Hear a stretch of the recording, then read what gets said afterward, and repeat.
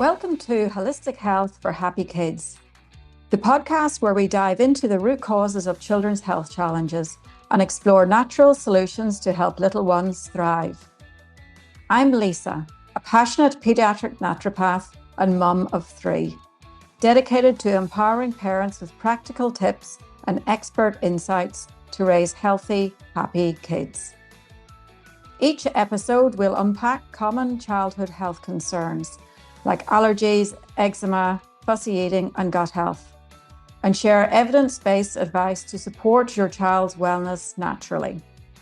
Let's create a generation of thriving children, one holistic step at a time. Thank you for joining me on this journey.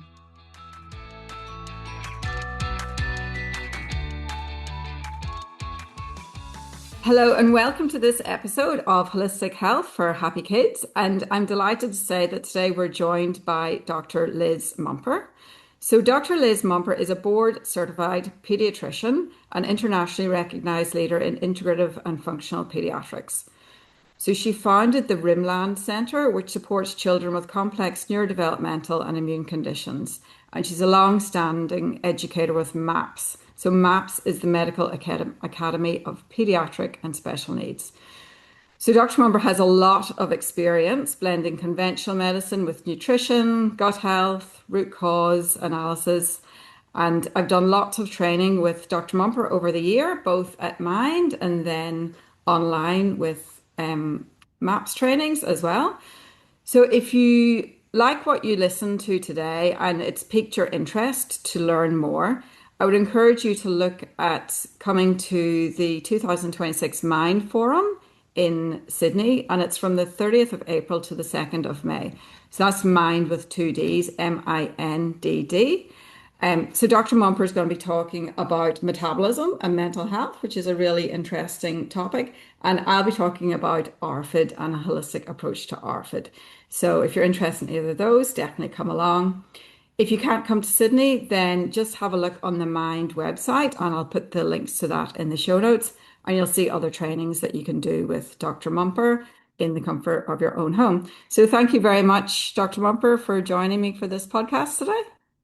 Thank you so much. And I'm really looking forward to coming back to Australia. I always have such a good time, and I learned so much from the Australian practitioners. It's really a very special group of people. So I can't wait for the spring, and I hope that a lot of your listeners come to mind. Yeah.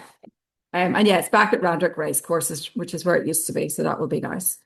So today we're going to be talking about why our kids are getting sicker and what the root causes are behind that, because there's a lot of chatter, there's a lot of, controversy over this topic, which is quite odd. But you've been working in pediatrics for many decades. So what do you think has changed most dramatically in children's health over that time? And what's your opinion on why kids are getting sicker and we're seeing so many children with chronic health conditions? Well, the biggest thing that's changed is in the 80s when I was doing my pediatric training, we were mostly taught about how to take care of acute illnesses, the child that gets pneumonia or an ear infection or an upper respiratory infection or a urinary tract infection. And we weren't thinking that we would see so much chronic illness. The difference was pediatrics was supposed to be kind of this happy specialty where you did well childcare and took care of minor illnesses, and most of your patients, got well and did great. It wasn't like internal medicine where people came in with 15 problems, including diabetes and heart disease and hypertension, et cetera. Over the years, we have seen a dramatic rise in chronic illness. We've seen exponential increases in autism and other neurodevelopmental problems. We've seen big increases in food allergies. We've seen more children with autoimmune diseases. And so, what that tells me is it has to be environmental, because you don't have a genetic epidemic in a period of 2 or 3 decades. It just doesn't happen that quickly, normally.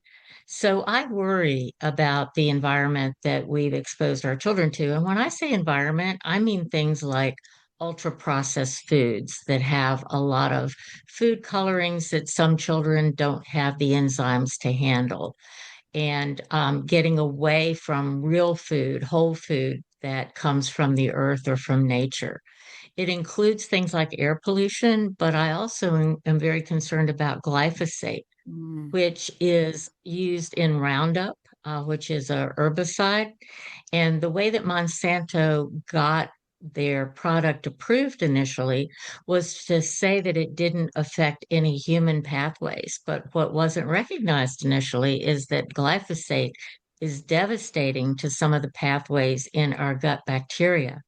And as we'll talk about, I'm sure, our gut bacteria are very important to us. They help us with peristalsis, moving the food through our GI tract. They help us with making vitamins. They keep a balance in our gut that helps modulate our immune system. So when you have an environmental toxin that destroys gut bacteria, that indirectly harms humans a lot. I'm also one of the pediatricians who's very worried about the heavy metal exposure in vaccines, the adjuvants that are used in our vaccines.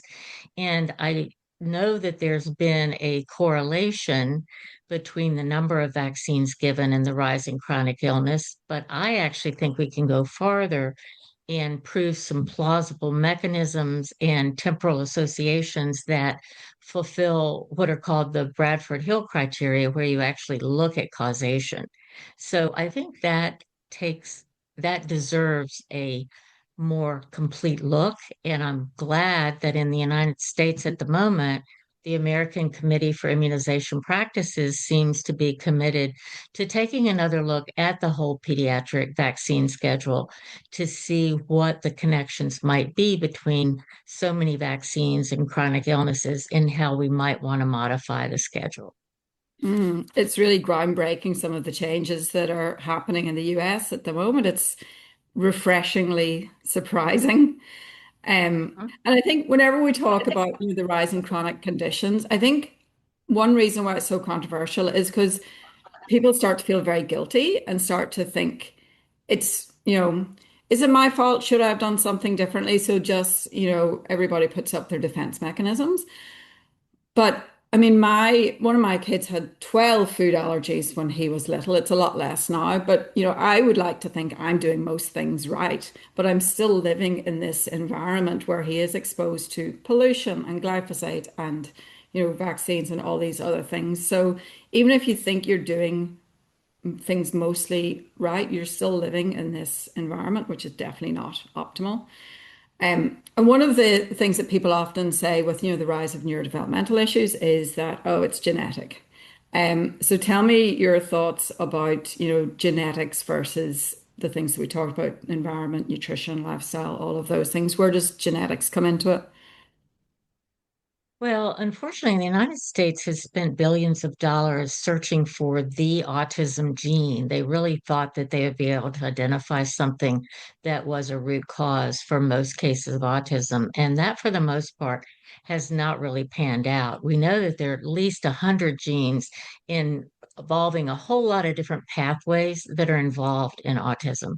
So, the way that I think about it is that there are genetic predispositions which act as antecedents, something that comes before a environmental trigger. And then the environmental trigger, whether it's the pollution or the glyphosate or a heavy metal, acts like a trigger and may tip the child over. We all have a certain ability to detoxify environmental toxins, and some of us are better at that than others. It depends on the health of our liver and the health of our metabolic pathways that help conjugate the toxins, bind to them, and get them out of the body or process them out of the body. So some people are good at that, some people are not. And the ones that are not are more vulnerable to all these environmental mediators and triggers. But I would tell the moms out there to try not to feel guilty because I've seen moms feel guilty about one glass of wine before they even knew they were pregnant, or they think of things they should have done that they didn't, or they did that they shouldn't have done. And the reality is, none of us have that much control over everything that our child is going to be exposed to. The other thing I'd like to say is that nutrition really modulates our gene expression. This is the whole field of epigenetics. So I tend to think more in terms of epigenetics and how our lifestyle modulates the expression of our genes and the way our different pathways work, as opposed to a single gene that's going to cause one specific problem. So, feeding your child whole foods as organic as possible and staying away from things that come with barcodes can go a long way to helping your child express their genes in the most adaptive way. The other thing I would work on is sleep, because sleep disturbances affect your brain's ability to detoxify. When we sleep, we go through like a little car wash where our cerebral spinal fluid swishes around our brain and helps get rid of the toxins that we've seen that day. So I want us to get away from this genetics is our destiny. If we have a certain gene, that means we're doomed to have one certain condition our whole life, and realize that most of our genetics is in the form of epigenetics, which can be modified with factors like nutrition. Yeah, absolutely. And I think switching to organic is actually easy to do because a lot of people listening to this will be like going, yeah, yeah, but my kid only eats like three foods and they all have barcodes. But at least with those like three foods, you can make them organic. It's a very, very small step, but at least something that you can do with no problems. Your child won't reject something because it's organic. And it's such a vicious cycle, isn't it? Like many children with neurodevelopmental issues will have very limited diets and will have very bad sleep. So it's a matter of intervening in that cycle with functional medicine to start to turn the tide the other way. And you mentioned about gut health. I love what you said about glyphosate because that's something that I talk about to people all the time about the shikimate pathway, and we don't have it, but our gut bacteria do. So, what other patterns do you see with gut health in the children that you see? Well, it's very common now to see chronic constipation in patients, and especially in America, where we eat so much processed foods. That's not as much of a situation, for example, in Europe, where the kids eat more vegetables and more whole foods. But no matter what else we're doing, chronic constipation makes other things worse. So I really try to work on that. Some kids have chronic diarrhea, others have alternating diarrhea and constipation. In my patients with autism, very commonly I will see signs of abdominal pain where they will lay across the arm of a sofa or chair to put pressure on their belly to relieve the pain. And that to me, until proven otherwise, is a sign of intestinal inflammation. Because a lot of kids with autism actually have a type of inflammatory bowel disease that affects their ileum in the small intestine and occasionally in the large intestine too. The other thing that I think we see a lot is dysbiosis, which basically means a dysregulation of the normal amounts of good flora in the gut. And that is, at least in America, largely due to the fact that we overuse antibiotics in a very, very bad way. It's very common for people when they go to the doctor, even if the doctor thinks that the disease is probably a virus, which is not going to respond to antibiotics, somehow there's this pressure that parents aren't going to feel like they got their money's worth unless they leave with a prescription. So they often leave with an amoxicillin prescription. And we have some very good data now that even one course of antibiotics in the first year of life can have pretty long lasting effects on the establishment of good gut flora. So that really worries me. And one of the things I campaign about in my lectures is, if it's a virus, call it a virus and do some symptomatic treatments. And you can give, you can write on a prescription pad things like vitamin D and vitamin C and bone broth, and you can certainly do things for children with viruses that are going to be helpful that don't involve the potential side effects of antibiotics. Mm. I think that's somewhere where parents can actually take a lot of responsibility as well to not put the pressure on the doctors. So you've got your 12 minutes, you're in and out.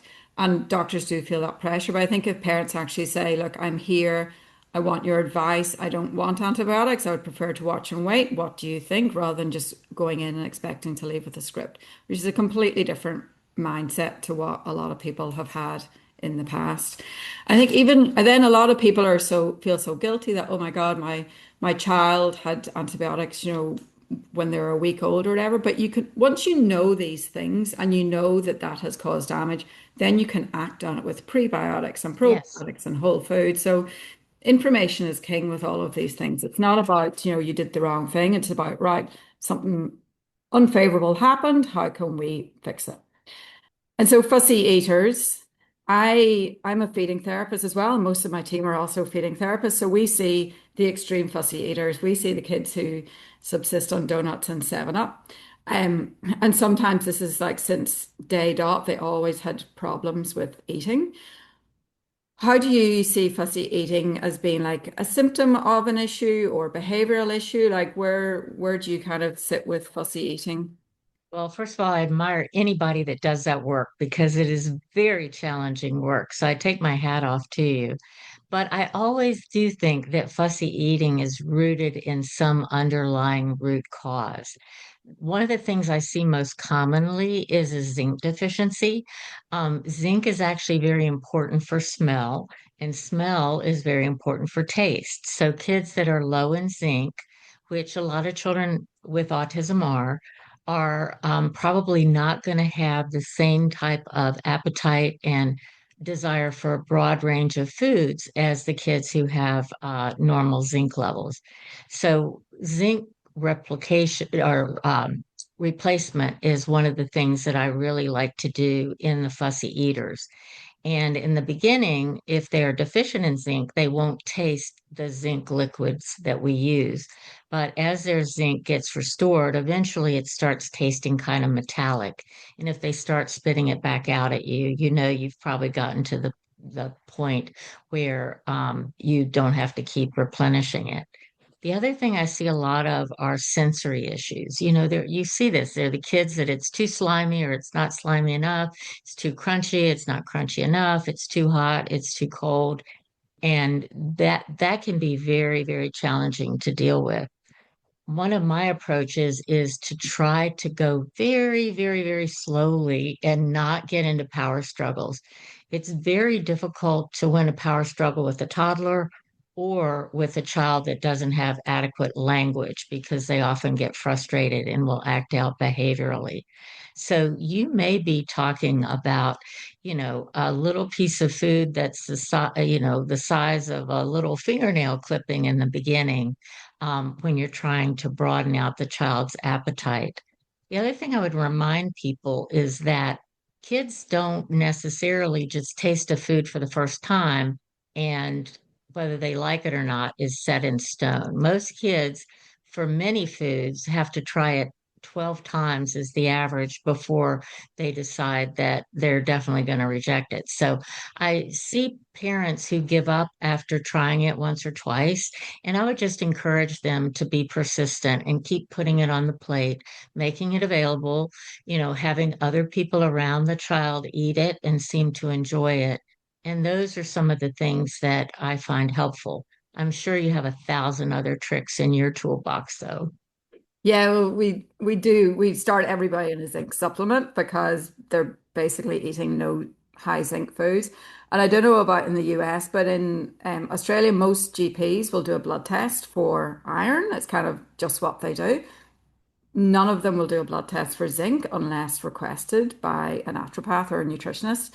But it's the same foods that contain iron that contain zinc. So your child's low on iron, they're probably low in zinc, but just nobody is recognizing it or even admitting that children can be low in zinc. It's kind of funny.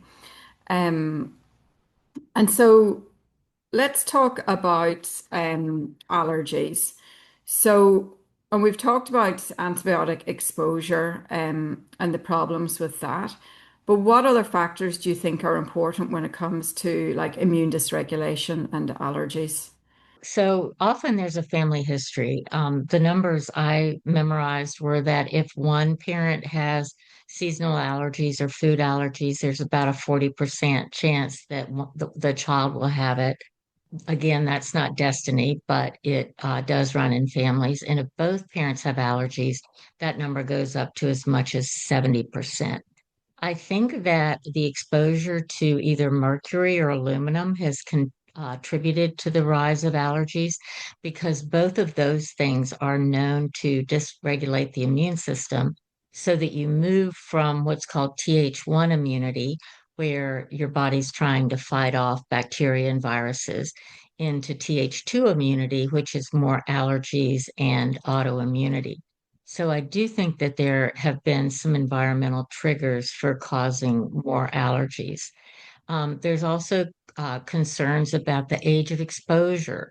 For a long time, and when I look back at my career and see the advice that I used to give, that now I'm giving the opposite advice, makes me kind of embarrassed. But you teach what you know at the time. We used to tell people to avoid peanut exposure, for example, until the child was 3, because it is such a common allergen. But then a bunch of Israeli scientists did a big study showing that it was actually better if you did small exposures from infancy. They actually started between 4 and 6 months, so that the kids could get desensitized to the peanut in a very slow way. So there's a lot more food allergies now. It's gone from a range of about 1 to 2% when I was early in practice to as much as 12 to 13% of children now have at least one food allergy.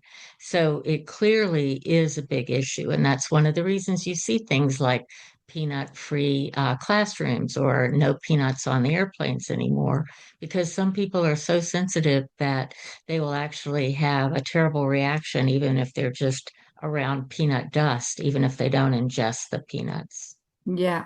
Australia is leading the world with allergies. I think we've got the highest rates in the world, largely Wow. such an immigrant population.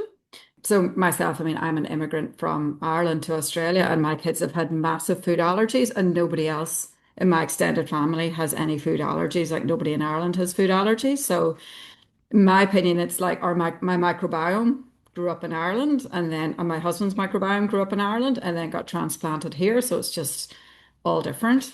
But that also tells you that part of the solution is working on gut health with probiotics and prebiotics and all those things to try and help your child grow out of the food allergies. If you could redesign like childhood health care from scratch, what preventative strategies would you prioritize in the first 1,000 days of life to support gut health, immune health, brain development? Like if the world was your oyster, what would you do? Yeah, well, the first thing I would do would be to encourage people to breastfeed for as long as possible because we know that that helps lay down the good bifidobacteria and the good lactobacilli that are so important for gut health. And those three things you mentioned are intimately connected. The gut is a direct influence on the immune system and on the brain. You've heard of the gut-brain connection. It actually goes both ways. So the first 1,000 days are really crucial. And my job as a pediatrician is to try to help that child get the best gut flora that they can so that they have a great immune system. That includes avoiding antibiotics. Again, talking about treating viruses as viruses and only using antibiotics when you need to. And if you do have to use an antibiotic, to follow it with a probiotic so that you reseed the gut with good flora, or you give prebiotics or cultured foods. I like to avoid acetaminophen in the first 1,000 days of life because acetaminophen depletes something called glutathione, which the baby really needs to try to get rid of any toxins that they're exposed to. Early on in life, the baby's liver isn't functioning as well as it will later. So it needs that extra help in getting rid of toxins. I like to introduce, whole foods to babies, and I like to do 4 or 5 vegetables before they start getting sugary fruits so that they don't think that everything they taste has to be very sweet. I would actually, at this point in my career, suggest delaying or avoiding certain vaccines early in life. when the baby's very young, they don't make as much of a response anyway, and they're smaller. So the same amount of aluminum, for example, for a, let's say, 10-pound baby is going to be more difficult to handle in general than that amount of aluminum in a 5-year-old. I really like to give vitamin D drops early in infancy because vitamin D is an immune mediator. It dampens down inflammation, and inflammation is often at the seat of many neurodevelopmental problems. And then, in terms of child development, I really want parents to learn age appropriate ways to play with their children. Child development is actually this incredibly wonderful to observe and somewhat regulated path as the child develops along their fine motor skills, their gross motor skills, their language skills, and their social skills. So, helping the brain develop by giving them appropriate play at appropriate ages is another thing that I would do in that first 1,000 days. Do Yeah, you have which other basically things you means, would put on the list? well, I mean, just to clarify what that means, it means no screens because you see Definitely. babies out for a walk in their pram. You think, oh, lovely, and then you look closer and they're watching something on the screen, and so I think COVID did a real number on in the whole world when it comes to this because people moved away from going to play groups and being outside and socializing to staying at home with their baby and just putting them in front of the screen. And of course, speech delay, well, in my opinion, it seems like speech delay has skyrocketed in the last 5 years. And I'm sure that's definitely part of it. But yeah, kids, You're exactly right. And I recommend no screen time at all until at least 2 years of age. And then it should be very limited and it should be things that the parents choose that have some kind of educational value, like, a National Geographic special about animals, for example, not just cartoons where the sort of climax is somebody clobbering somebody else over the head. We know that kids who watch a lot of TV tend to be more violent and more aggressive. So I'm pretty strict about the no screens at all for the first 2 years. That means if the baby walks into a room where TV's always on, already on, you turn it right off. Yeah. it's interesting how much things have changed because my eldest child is 17. So she's not that old, like she's just finished school. But when she was a baby, there were no iPads, there were no iPhones for most people. So we went to a restaurant, we bought our coloring in books and our crayons. And when last did you see anybody in a restaurant with a coloring in book and crayons? Like, and that's how much it's changed in 17 years. Technology, I think, even though it makes our lives easier in many ways, and I wouldn't want to have to go back to reading maps in the car as Yeah. opposed to putting in my GPS. But I do think there's a terrible downside for children. And one of my big objections to the COVID countermeasures was the way that we took children away from human interaction with the teacher and with classmates and put them in front of Zoom classes. And my son-in-law, bless his heart, he had to teach kindergarten on Yeah. Zoom. That's just developmentally so outrageous that that never should have happened, in my opinion.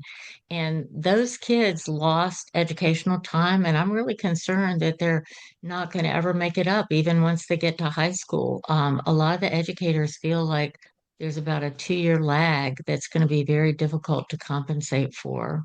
Mm. And well, acetaminophen, we call it paracetamol in Australia. And but it's a question we have on all our intake forms. Has your child ever had paracetamol? Of course, every child has, that we see. But some people will write, yes, every time they have a fever. I was like, well, what do you call a fever? Well, anything over 37.5. So people are, giving paracetamol anytime the fever goes over 37.5, which is completely dysregulating your child's immune response. And really, it's really nonsensical, basically. But that's just what people have been taught that you cannot let your child get warm.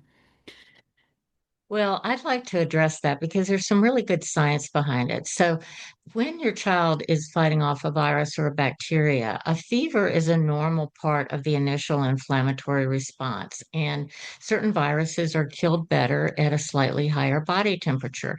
When the fever is there, that tells you that the child is putting out cytokines or chemical messages to try to take care of whatever's causing the infection. I like not treating fevers unless the child is looking sluggish or the fever is significantly high. And by that, I don't like to give an Yeah. actual number because it's more important to me. If the child is still playful at 104, I'm not as worried about that fever as I am about 102 fever, where the child is listless and has a change in mental status. But definitely don't treat the thermometer, treat the child. And my favorite way to treat a fever is to take the kids' clothes off, put them in a tepid bath, not too cold because they'll shiver and that'll generate heat, and not a hot bath but just tepid, lukewarm, and drizzle the water down over their body, and they will cool by evaporation. And you haven't introduced them to the side effects of medication. So, I try to get to people to think of fever as a friend that's telling you that your child has something going on and not an enemy that needs to be squashed with multiple doses of paracetamol. Yeah, absolutely. So for parents who are listening who are feeling very overwhelmed by all the conflicting advice that they get, what are the kind of the biggest impact changes you think that families can make to support their children's health? Well, I would say that they're all lifestyle things. So, first would be nutrition. We've talked about the importance of giving whole food as organic as possible. The second is sleep regulation. Sleep is so important, not only for detoxification, but for so many other biologic processes that happen at night. We have these circadian rhythms, for example, of our hormones that are very important. And when sleep gets dysregulated, that can be a big problem. I want children to have a lot of movement in their lives. It doesn't have to be formal exercise in terms of, getting on a treadmill, but they need to be running around in the backyard. And I really want to get them back to nature. I want them making mud pies. I want them getting dirt under their fingernails and, getting some dirt in their mouths the next time they pick up an apple with their unwashed hands. We need to get away from this idea that everything needs to be so sterile, like you would try to get it in the operating room. That's another thing that I think the COVID countermeasures did a disservice to children was teaching them to be so afraid of germs and afraid of other people as a vector for germs. So much that influences health is under the control of the parents on a day-to-day basis and has to do with basic lifestyle measures. I also am against over medicating children. You don't need to give kids antibiotics for viral illnesses, paracetamol for minor fevers. Not every kid who has some allergies needs to be on constant allergy meds. They can sometimes use them as needed. So recognize that up until the century, people didn't rely as much on big pharma to heal. They relied on lifestyle measures and herbals. And I think that there's some merit in thinking about the wisdom of those interventions. Mm. It was funny. My son also has a dust mite allergy, but it's really under control. And I went to see the allergist recently, and he tested it, and it didn't even show up on a skin prick test, the dust Oh, mite. great. But what I said to the allergist was, I keep it under control with quercetin. And when I got the letter back from the allergist, they had written back to my GP, she keeps it under control with Ventolin, like the blue puffer. So Oh, no. my GP knows me, I'm a naturopath, knows I wouldn't be handing out Ventolin. So he's going to read the letter and go, oh, wow, she's giving Ventolin every day for the dust mite allergy. How interesting. But no, I said quercetin and they heard Ventolin from somehow. Well, I call it quercetin. And I love it. It's a mast cell stabilizer. It's kind of going back to the mothership, if you will, and preventing those allergic uh, cytokines or messengers to not even be released in the first place. So I love doing that kind of prevention work as opposed to giving an antihistamine after the histamines have already been released. So Yeah. good for you for doing the natural stuff. I think that's smart. Yeah, and it's worked because he's not reactive anymore. So there you go. Yeah, Um, the it, proof is in the pudding. it's Yeah. exactly what I was going to say. You know, the theory was correct, but it actually worked, so that's good. Um, and so you've trained, obviously, you've trained many people through Mind and Maps and other different things. What's the biggest barriers in like with mainstream medicine and people taking on this sort of root cause approach instead of just treating the symptoms? Well, I think the biggest barrier is time. Unfortunately, so many pediatricians in America either work for a big group or a hospital corporation, and they're looking at the bottom line. And in America, the way that you are profitable as a pediatrician is to see as many patients as possible, which means you're seeing them for a relatively short time. You mentioned a 12-minute visit that you might get in Australia. The average pediatric visit in America is 7 minutes. In 7 minutes, you can hardly introduce yourself, establish rapport with the child, get the history, do the exam, make the therapeutic decisions. It's just not enough time. So that is one reason that we have unfortunately shifted to more of a symptom-based treatment strategy as opposed to trying to correct root causes. And the other big barrier, I think, has to do with the way medical training has evolved in the last couple of decades.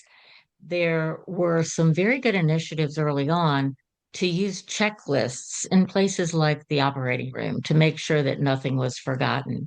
And a lot of algorithms were developed. But as that was developed, these algorithms, or some people call them protocols, the emphasis was put on diagnosing one disease and then kind of following the algorithm no matter what situation your particular patient was in. And that's so different from the way I was trained, which was to be more of a critical thinker and to try to think of all the possibilities before you started narrowing down your diagnosis. And then the functional medicine mantra is always to look for the root cause, to always be going back upstream and seeing what might have led the person to be vulnerable to whatever the insult is that made them ill. So, time and algorithms and protocols that are being taught now, I think, conspire against this kind of root cause medicine. And that's why, at least in America, some people are leaving the mainstream and opening direct primary care practices where they build in time to spend with their patients. For me, it certainly made it much more fun. I did not enjoy trying to see five patients in an hour. I always felt like I was backing out of the room when the mom still had a question. And so I didn't do that for very long.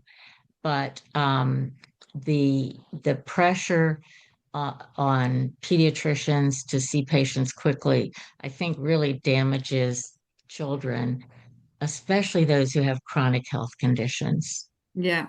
And I mean, financially, if you're seeing someone for 7 minutes and you're not getting to any root cause, that person's going to be back once a month for the next 5 years, which maybe is a good thing from some people's perspective, but it's certainly not in the child's best interests.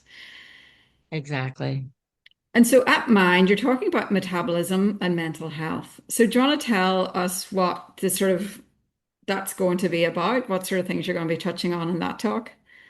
Yeah, well, I haven't written it yet. It's due in about a month. But what I am thinking of doing is looking at the ways that things like blood sugar regulation affects mood and mental health, and looking at how things like folate metabolism or B12 metabolism are so important for mental health. There's also a lot of information about how chronic inflammation is associated with both depression and anxiety. And so rather than just identifying the symptom and coming up with a medication to treat that, I think it behooves us to look at how we can make the person healthier from a nutritional standpoint, from lifestyle measures. And I think that given all the potential side effects of a lot of the psychiatric medications, a much better way to go about it. Mm. And you're going to be giving that talk in the practitioner stream and the community stream, I think. You've probably looked at schedule more recently than I have. I will take your word for it. Yeah, I I think I think am. so. I think you're right. So Yeah. whether you're a parent or a practitioner, you're going to be able to get the same sorts of information. So just a reminder, that's the Mind Forum. It's on at the end of April in Sydney at Randwick Racecourse. So if you've enjoyed what you've heard today from Dr. Mumper, definitely come along to that. This has been fantastic. You're completely on the same page in the same book as me. So it's lovely to talk to somebody with that knowledge. And do you have any closing words you want to share with the people listening?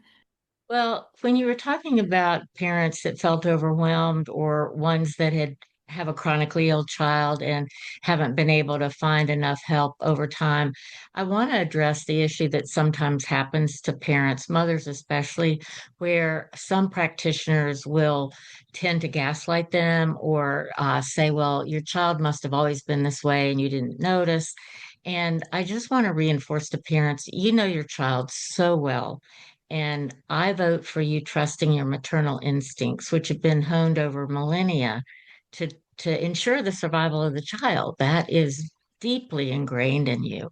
So if you find that you're not being listened to or that you have a practitioner that tries to coerce you into something that you in your heart of hearts know is not in the best interests of your child, just know that it is within your right to have informed consent, to have collaborative decision making, and you don't have to do what every doctor might tell you to do. So I just want to give the mothers out there a little pat on the back for all they do for their children and the extraordinary lengths that they go to help them.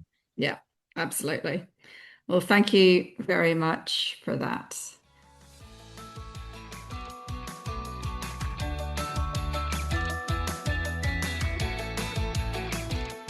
Thanks for tuning in to Holistic Health for Happy Kids. I hope you found today's episode helpful and inspiring on your journey to raise thriving, healthy little ones. Remember, small, consistent changes can lead to big transformations. If you enjoyed this episode, please subscribe, leave a review, and share it with other parents who might benefit. You can also follow me on Instagram and Facebook at The Pediatric Naturopath for more tips, tools, and inspiration. If you've got a question or a topic you'd love to hear about, please send me a message. I'd love to hear from you. Until next time, take care and keep supporting your kids in the most natural, nurturing ways possible.